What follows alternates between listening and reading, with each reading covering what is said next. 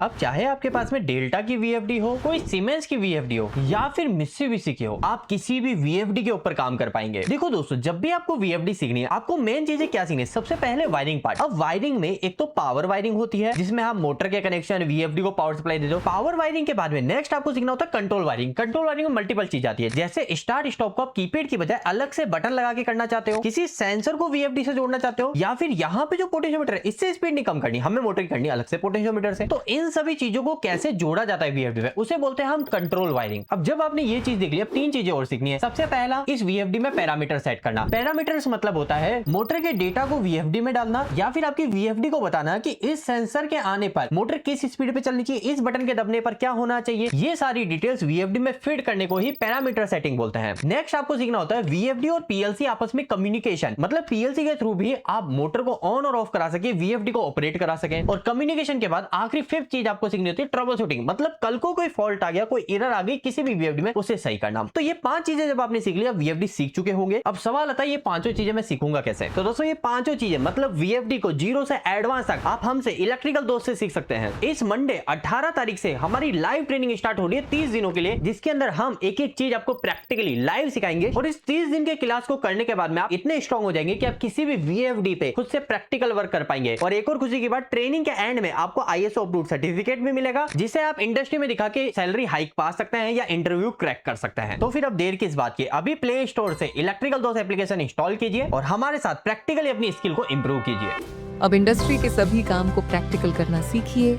Electrical दोस्त app के साथ। आज ही डाउनलोड करें।